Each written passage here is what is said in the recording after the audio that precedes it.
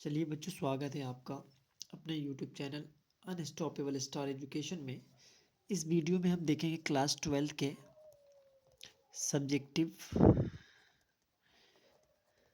Subjective history के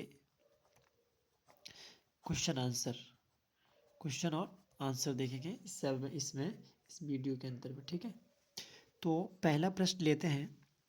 इसमें पहला प्रश्न लेते हैं कि इतिहास लेखन में अभिलेखों का क्या महत्व है।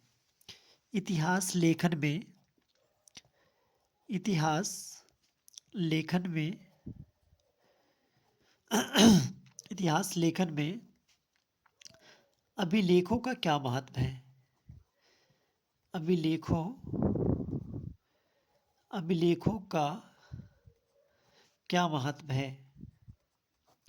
इतिहास लेखन में अभिलेखों का क्या महत्व है। पहला प्रश्न लिया है, इतिहास को लिखने में अभिलेख जो है ना, वो अपनी भूमिका किस तरह निभाते हैं। उस क्वेश्चन का हमने क्या करना है, आंसर लिखना है।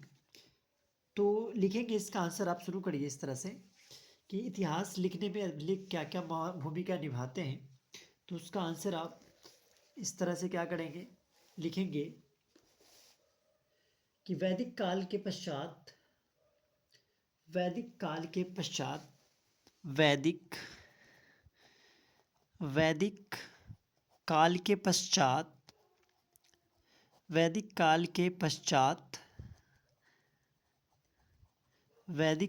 पश्चात खासकर मौर्य काल से पूर्व मौर्य काल से पूर्व मौर्य काल से पूर्व मौर्य काल से पूर्व मौर्य काल से पूर्व मध्यकाल तक मध्यकाल तक मध्यकाल तक मध्यकाल तक इतिहास लेखन में मध्यकाल तक इतिहास लेखन में इतिहास लेखन में इतिहास लेखन में अभिलेखों का इतिहास लेखन में अभिलेखों का इतिहास लेखन में अभिलेखों का महत्वपूर्ण स्थान है। इतिहास लेखन में अभिलेखों का महत्वपूर्ण स्थान है। ये पहला पॉइंट लिखेंगे आप, ठीक है ना, कि वैदिक काल के बाद यानी पश्चात, वैदिक काल के बाद खासकर मौर्य काल से पूर्व। मौर्य काल से पूर्व क्या था, तो मध्यकाल था। क्या था, मध्यकाल। तो मध्यकाल तक किसके, इतिहास लेखन में किसके, अभिलेखों का क्या था, महत्वपूर्ण स्थान था। ठीक है, वैदिक काल के पश्चात खासकर मौर्य काल से पूर्व मध्यकाल तक इतिहास लेखन में अभिलेखों का महत्वपूर्ण स्थान था। ठीक, यह है। ठीक है, आगे लिखेंगे, अभिलेख उसे कहा जाता है अभिलेख अभिलेख उसे कहा जाता है अभिलेख उसे कहा जाता है अभिलेख उसे कहा जाता है अभिलेख उसे कहा जाता है जो कि पाषाण जो कि पाषाण कौमा धातु या मिट्टी धातु या मिट्टी धातु या मिट्टी धातु या मिट्टी के बर्तनों आदि पर खुदे होते हैं। धातु या मिट्टी के बर्तनों आदि पर खुदे होते हैं बर्तनों आदि पर खुदे होते हैं बर्तनों आदि पर खुदे होते हैं। ठीक है ना, ये क्या होता है, इस बात को समझ गए होंगे आप। अभिलेख किसको कहेंगे, अभिलेख उसे कहा जाता है जो कि पाषाण धातु या मिट्टी के बर्तनों आदि पर खुदे होते हैं, यानी वो लिखते हैं। उस टाइम के जो राजा महाराजा होते हैं ना, वो अपनी बात क्या करते हैं, पाषाण पे यानी पत्थर पे, धातु या मिट्टी की जो बर्तन होते हैं उस पे अपने बारे में लिखवाते थे, ठीक है ना। तो इतिहास लेखन में इस तरह ये महत्वपूर्ण स्थान रखता है। आगे आप लिख सकते हैं, अशोक के अभिलेखों के आधार पर ही अशोक के अशोक के अभिलेखों के आधार पर ही अशोक के अभिलेखों के आधार पर ही अभिलेखों के आधार पर ही अशोक के अभिलेखों के आधार पर ही डॉक्टर भंडारकर ने डॉक्टर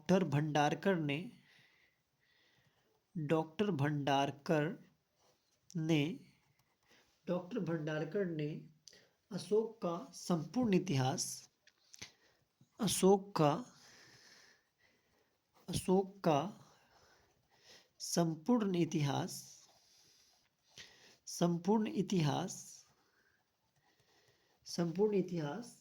लिखने का प्रयास किया है। संपूर्ण इतिहास लिखने का प्रयास किया है, यानी कोशिश किया है, प्रयास किया है नहीं। अशोक ने जो अभिलेख लिखवाया था पत्थरों पे, है नहीं, धातु या मिट्टी के बर्तन पर, उसके आधार पर ही डॉक्टर भंडारकर ने अशोक का संपूर्ण इतिहास यानी पूरा इतिहास लिखने का प्रयास किया है। तो आप लिखेंगे इतिहास लेखन में अभिलेखों का क्या महत्व है, तो इसका आंसर होगा वैदिक काल के पश्चात, खासकर मौर्य काल से पूर्व मध्यकाल तक इतिहास लेखन में अभिलेखों का महत्वपूर्ण स्थान है। यानी किस काल में, तो बोलेंगे मध्यकाल में अभिलेखों का महत्वपूर्ण स्थान है। अभिलेख किसे कहते हैं, तो अभिलेख उसे कहा जाता है जो कि पाषाण, धातु या मिट्टी के बर्तनों आदि पर खुदे होते हैं। अशोक के अभिलेखों के आधार पर ही डॉक्टर भंडारकर ने अशोक का संपूर्ण इतिहास लिखने का क्या किया, प्रयास किया है। ठीक है, अगला प्रश्न लेंगे। अगला प्रश्न है आपका बाबू, मोहनजोदड़ो के विशाल अन्नागार या स्नानागार के विषय में लिखें। ठीक है ना, मोहनजोदड़ो ये एक शहर का नाम था, है नहीं। मोहनजोदड़ो हड़प्पा सभ्यता में एक शहर था जिसका नाम था मोहनजोदड़ो, जिसका अर्थ होता है मृतकों का टीला।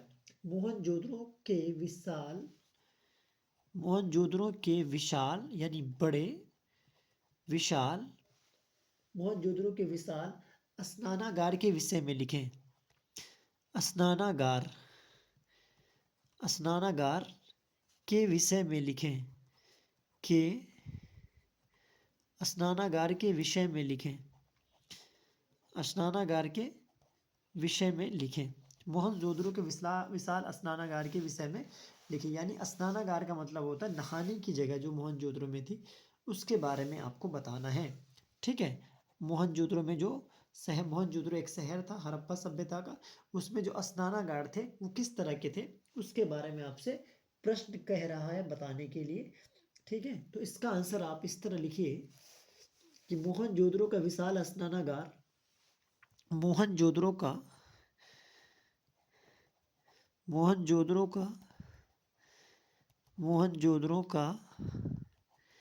विशाल स्नानागार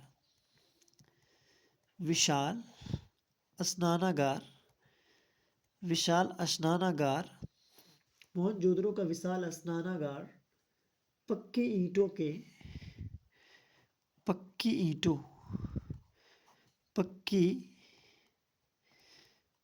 ईंटों का सुंदर नमूना है। पक्की ईंटों का सुंदर नमूना है, यानी जो स्नानागार बने थे वो पक्की ईंटों से बने थे। पक्की ईंटों का सुंदर नमूना है, पक्की ईंटों का सुंदर नमूना। मोहनजोदड़ो का विशाल स्नानागार पक्की ईंटों का सुंदर नमूना है। लेकिन यह स्नानागार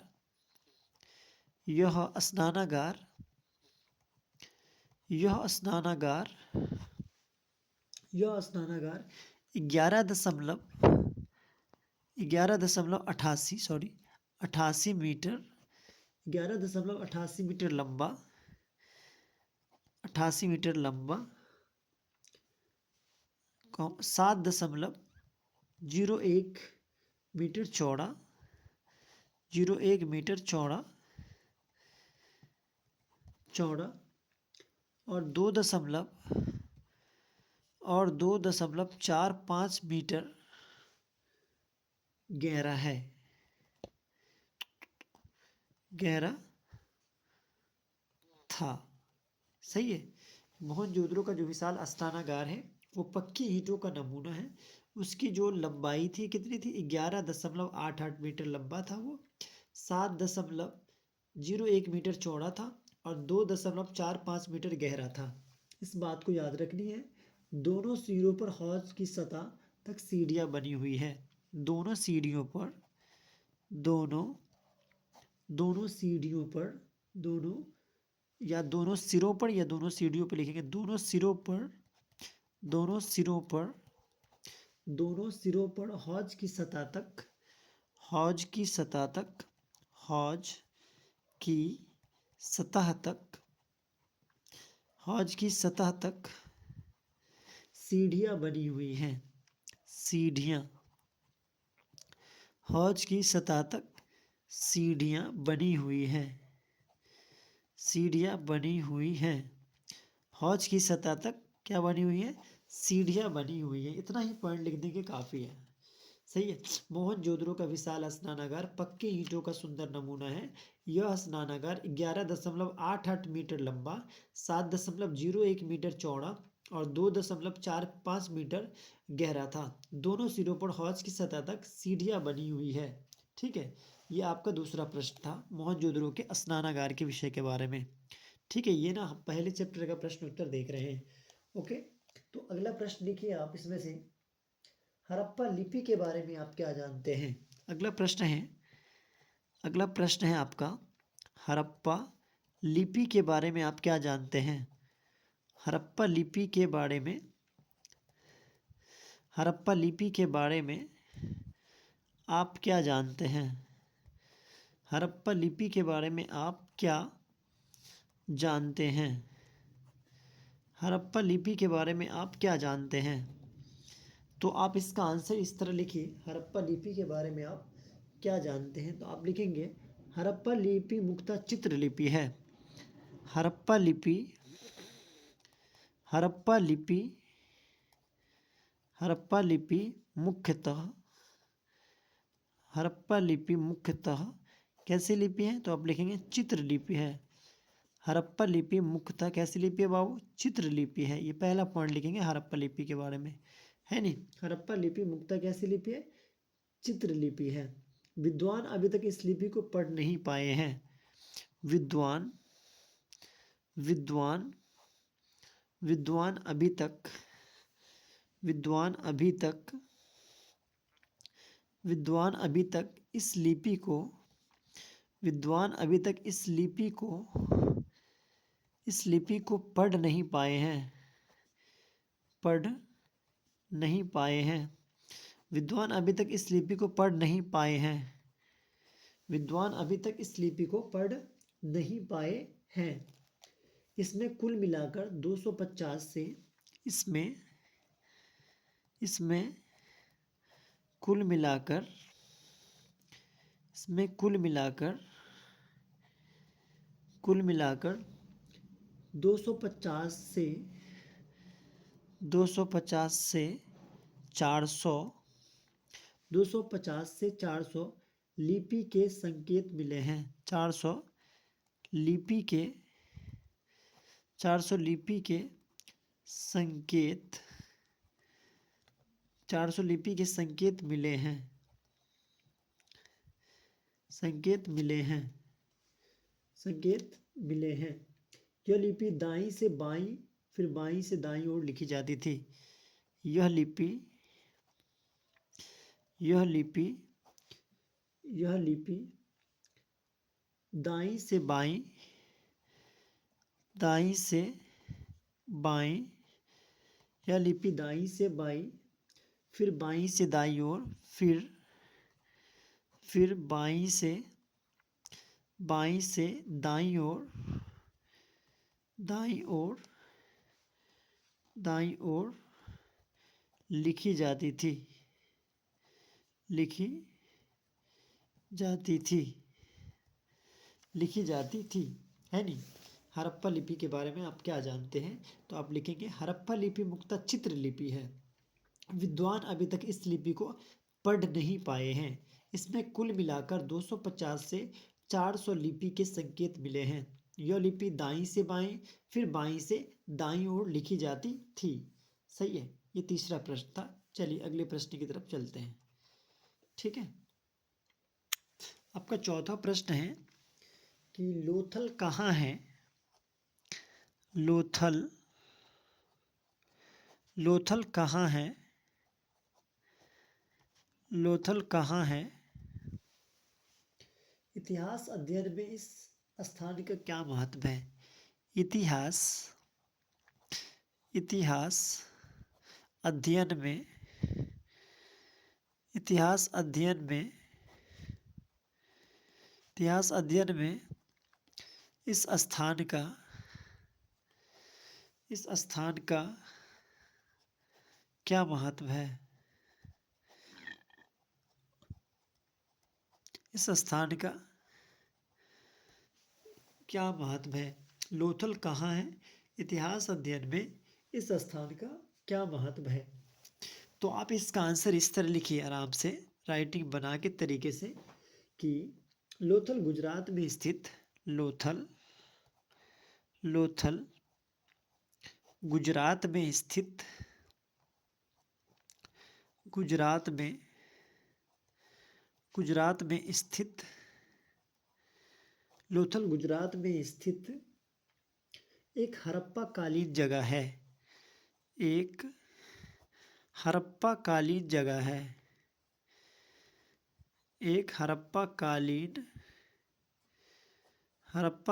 जगह है। हड़प्पा कालीन जगह है। इतिहास अध्ययन में इतिहास अध्ययन में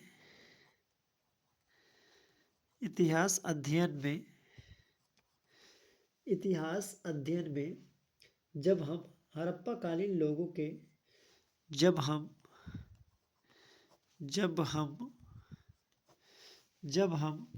हड़प्पा कालीन जब हम हड़प्पा कालीन लोगों के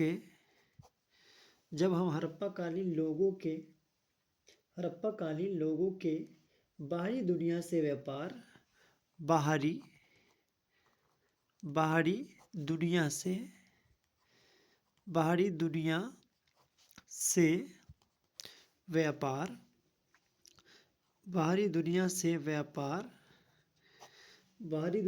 व्यापार एवं संपर्क के बारे में जानने की कोशिश करते हैं। व्यापार एवं संपर्क के बारे में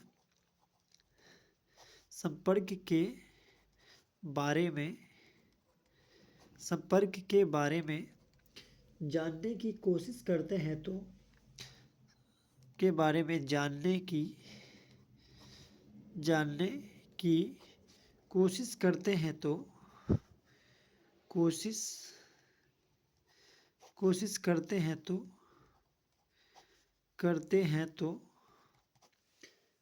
करते हैं तो लोथल से हमें कई साक्ष्य मिले हैं।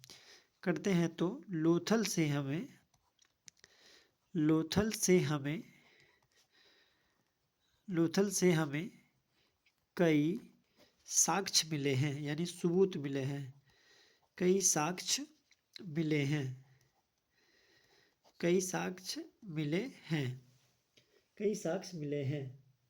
सही है। जैसे क्या क्या मिले हैं तो उसके बारे में बताते हैं। जैसे में क्या क्या मिले हैं? बेलनाकार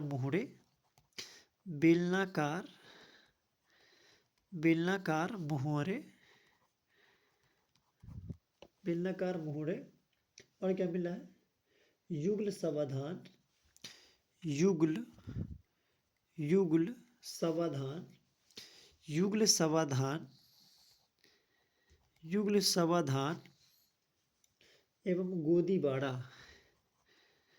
एवं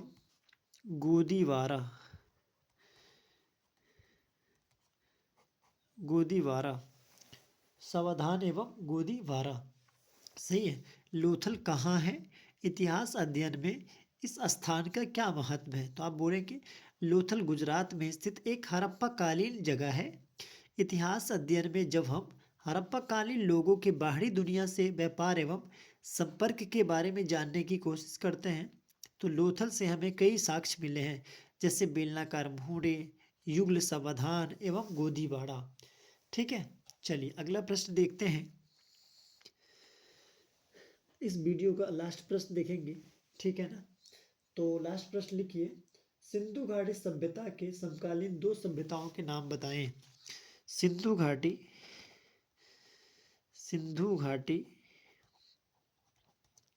सिंधु घाटी सभ्यता के समकालीन सिंधु घाटी सभ्यता के समकालीन दो सभ्यता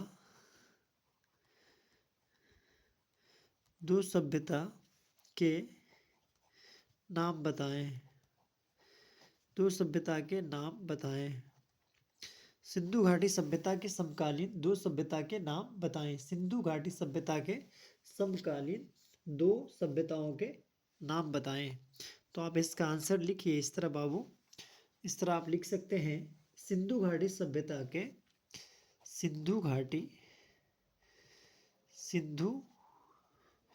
सिंधु घाटी सभ्यता के सिंधु घाटी सभ्यता के समकालीन सिंधु घाटी सभ्यता के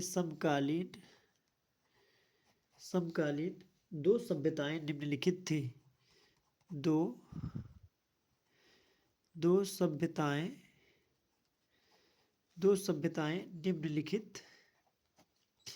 निम्नलिखित थी।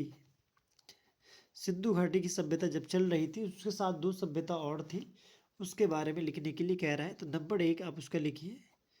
नंबर 1 में लिखिए, दजला फुरात नदी के तट पर बसा। दजला फुरात नदी के तट पर बसा। फुरात नदी के तट यानी किनारा, तट पर वसा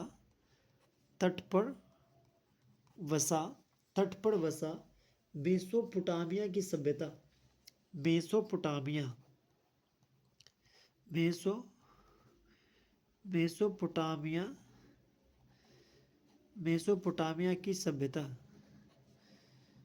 मेसोपोटामिया की सभ्यता।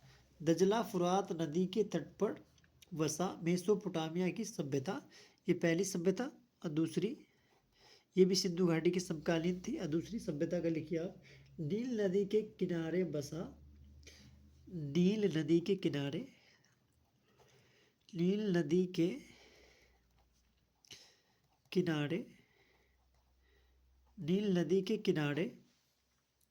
वसा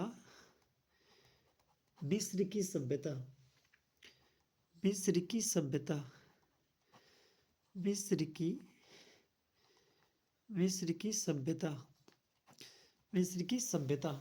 तो ये सिंधु घाटी सभ्यता की समकालीन दो सभ्यता थी। पहली दजला फुरात नदी के तट पर बसा मेसोपोटामिया की सभ्यता। दूसरा नील नदी के किनारे बसा मिस्र की सभ्यता। तो ये सिंधु घाटी सभ्यता के समकालीन ये दो सभ्यता थे। ये 5 क्वेश्चन इस चैप्टर में हम लोगों ने देखा। उम्मीद है कि ये सारे प्रश्न आपको समझ में आए होंगे। ठीक है, तब तक के लिए अपना ख्याल रखिए। Goodbye, take care.